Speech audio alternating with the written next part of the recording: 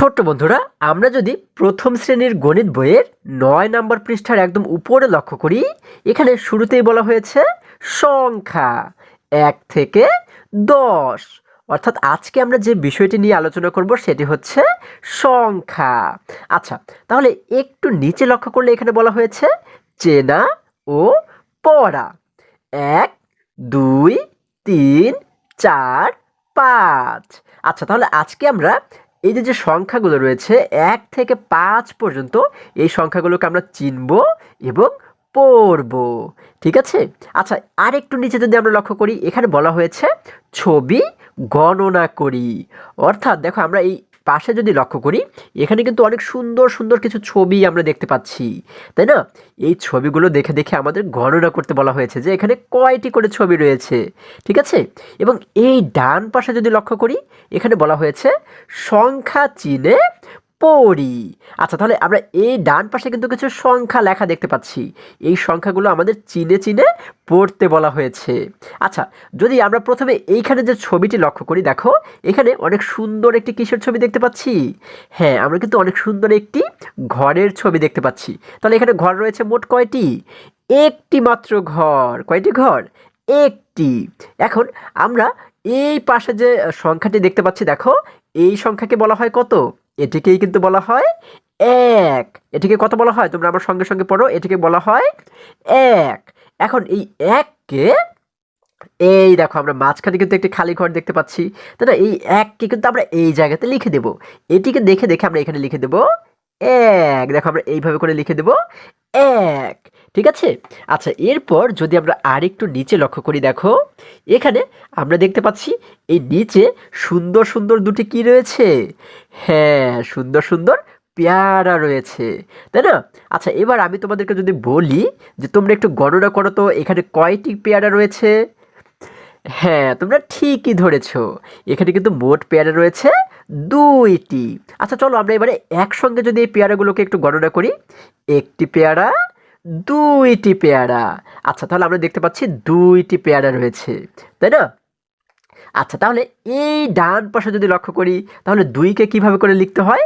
এই দেখো, এই যে সংখ্যাটি আমরা দেখতে পাচ্ছি, এটি কিন্তু ২। ২কে কিন্তু এইভাবে করে লিখতে হয়, তাই না? এবং একটু নিচে লক্ষ্য করলে আমরা দেখতে পাচ্ছি ২, এটিকে বানান করে কিভাবে লিখতে হয় সেটিও কিন্তু এখানে দেখানো হয়েছে। দয় রস্যু রস্যই, তাই না? ২।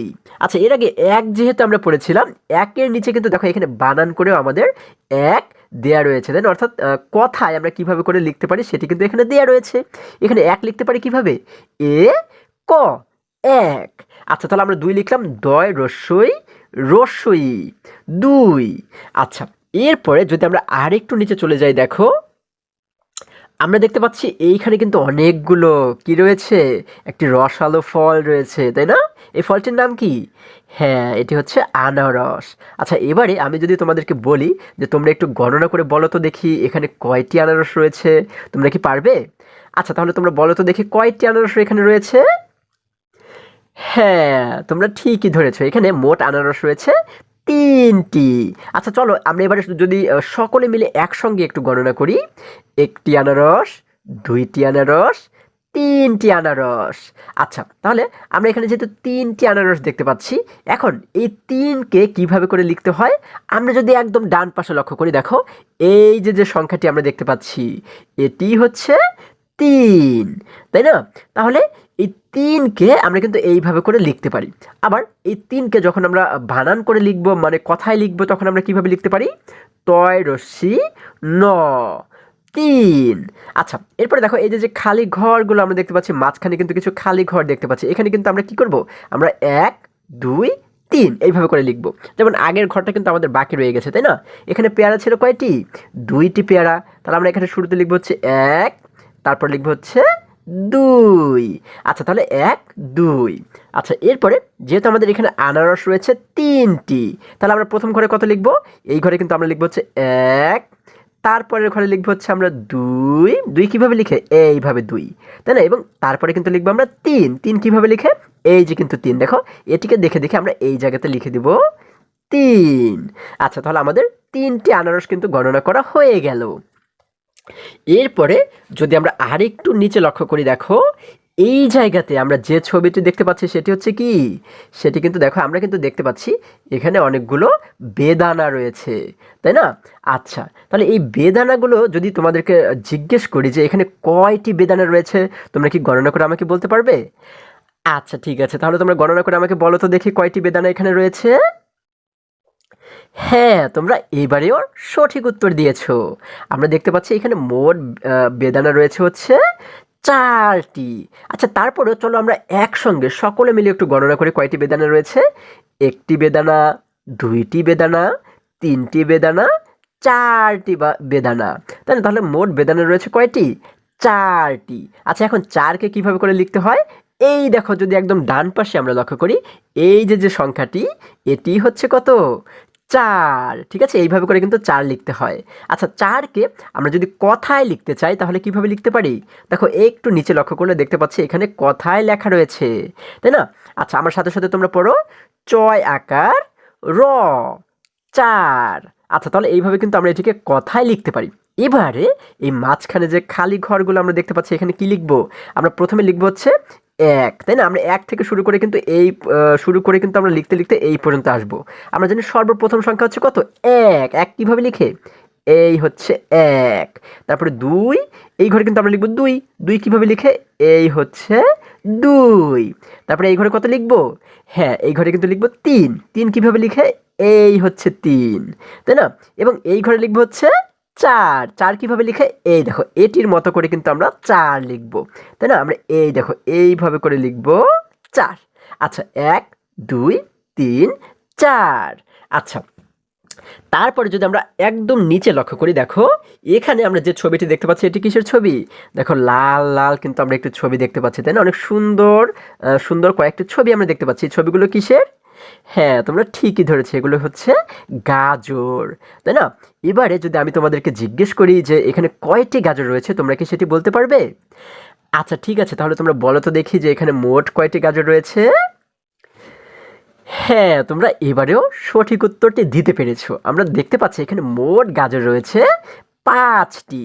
আচ্ছা, এখন আমাদের উত্তরটি সঠিক কিনা আমরা যদি একসঙ্গে এই গাজরগুলোকে একটু গণনা করি, দেখো 1টি গাজর, 2টি গাজর, 3টি গাজর, 4টি গাজর, 5টি গাজর। দেখো এখানে কিন্তু মোট গাজর রয়েছে 5টি। এবারে এই 5কে আমরা কিভাবে করে লিখতে পারি? এই ডান পাশে যদি আমরা লক্ষ্য করি, দেখো এই যে সংখ্যাটি, এটি হচ্ছে কি 5। এবার এই 5কে যদি আমরা কথায় লিখতে চাই, মানে বানান করে লিখতে চাই, তাহলে কিভাবে করে লিখতে পারি? দেখো, পয় চন্দ্রবিন্দু আকার চ 5। এবার এই যে খালি ঘরগুলো আমরা দেখতে পাচ্ছি, এগুলো আমাদের পূরণ করতে হবে, তাই না? আমরা 1, 2, 3, 4 এভাবে লিখতে লিখতে কিন্তু এই সমস্ত খালি ঘরগুলো পূরণ করব। তাহলে আমরা কি জানি সর্বপ্রথম সংখ্যা হচ্ছে কত? হ্যাঁ, 1, তাই না? আমরা এখানে লিখে দিলাম 1। এরপরের সংখ্যাটি হচ্ছে 2, তাই না? আমরা এখানে লিখে দিলাম 2। এরপরের সংখ্যাটি 3, আমরা লিখে দিলাম 3। এরপরের সংখ্যাটি কত? হ্যাঁ, 4। তাহলে আমরা 4 কিভাবে লিখবো? এই যে হচ্ছে 4। এরপরে কত লিখবো এখানে? হ্যাঁ, আমরা কিন্তু এখানে লিখবো 5। এই 5কে দেখে দেখে কিন্তু আমরা এই জায়গাতে লিখবো, তাহলে আমরা এখানে লিখে দিলাম 5। আচ্ছা, তাহলে এবারে আমরা এখানে যে সংখ্যাগুলো লিখেছি, চলো আমরা একসঙ্গে যদি একটু এগুলোকে পড়ার চেষ্টা করি। আমার সঙ্গে সঙ্গে কিন্তু তোমরা পড়বে, ঠিক আছে? একই সঙ্গে আমরা সকলে পড়বো। আচ্ছা, রেডি? দেখো, 1, 2, 3, 4, 5। আবারও পড়ো, 1, 2, 3, 4, 5। আচ্ছা, তাহলে আজকে কিন্তু আমরা শিখলাম যে কিভাবে করে 1 থেকে 5 পর্যন্ত পড়তে হয় এবং লিখতে হয়, তাই না? এগুলো কিন্তু আমরা খুবই সুন্দরভাবে শিখতে পেরেছি। তাহলে বন্ধুরা, আজকে আমাদের এই পর্যন্তই। আবারও দেখা হবে পরবর্তী ভিডিওতে। আর হ্যাঁ, তোমরা যদি আমার চ্যানেলে নতুন হয়ে থাকো তাহলে এখনই চ্যানেলটি সাবস্ক্রাইব করে পাশে থাকো, যেন আমার যে কোনো ভিডিও আপলোড করার সাথে সাথে খুব সহজেই তোমরা সেটি পেতে পারো। সকলে ভালো থাকো, সুস্থ সবল থাকো, এই কামনা করে শেষ করছি। ধন্যবাদ সকলকে।